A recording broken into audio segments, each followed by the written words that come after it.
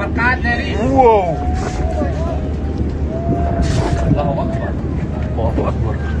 Several questions have been raised about the recent massive bombings, Beirut the port, and capital city of Lebanon. People have been asking, what is the major cause of this blast? Who are the people involved?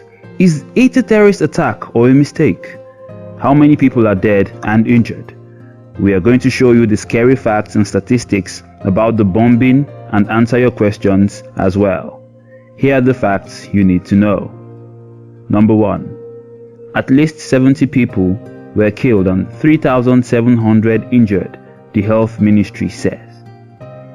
Lebanon's health ministry said that at least 70 people had died and 3,700 suffered injuries in the explosions and fire that shook Beirut on Tuesday. The numbers climbed steadily through the day, and with the wounded still streaming into hospitals and the search for missing people underway, they were likely to go higher still. The Secretary General of the Katab political party, Nizar Najarian, was killed in the blast, and amongst those was Kamal Hayek, the chairman of the state-owned electricity company, who was in critical condition, the news agency reported. Number 2.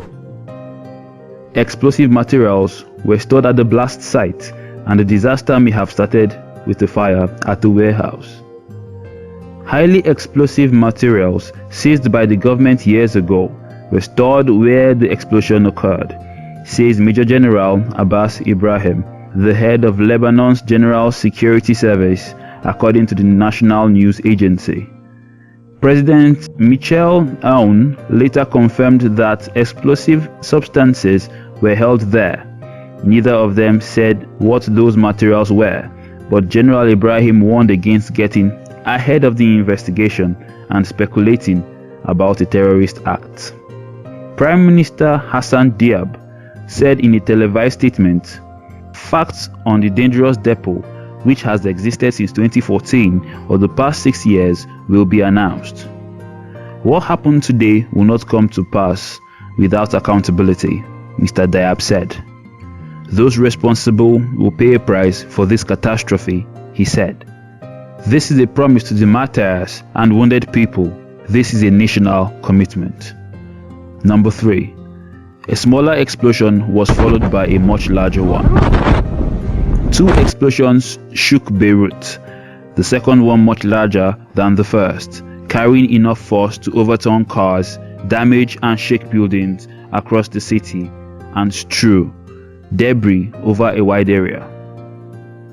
The larger explosion at 6:08 p.m. blew out the glass from balconies and windows of buildings several miles away from the port, and at least one building collapsed from the force of the blast. One resident said the streets looked like they were cobbled in glass. Videos posted online showed a shock wave erupting from the second explosion, knocking people down and enveloping much of the center city in a cloud of dust and smoke. Cars were overturned and streets were blocked by debris, forcing many injured people to walk to hospitals. Number 4. Health facilities were badly damaged at the moment they were mostly needed. St. George Hospital in central Beirut, one of the city's biggest, was so severely damaged that it had to shut down and send patients elsewhere. Dozens of patients and visitors were wounded by falling debris and flying glass. "Every floor of the hospital is damaged," said Dr. Peter Now, the chief of pediatric hematology and oncology. "I didn't see this even during the war. It is a catastrophe." The 60-bed Bikazi Medical Group Hospital treated 500 patients in the hours after the blast, despite extensive damage, said Rima Azar, the hospital director and co-owner. One woman was already dead when she was brought in. The hospital has lots of cracked glass. The door to entrance of the hospital is completely shattered, Ms. Azar said. The full ceiling fell on some patients in some rooms. The pressure was horrific. We heard a boom, then everything was shaking. The explosions also come as Lebanon awaits a UN tribunal's verdict Friday on the 2005 murder of former Lebanese premier Rafik Hariri, killed in a huge truck bomb attack. 4 alleged members of the Shiite Muslim movement Hezbollah are on trial in absentia at a court in the Netherlands over the huge Beirut bombing that killed Sunni billionaire Hariri and 21 other people.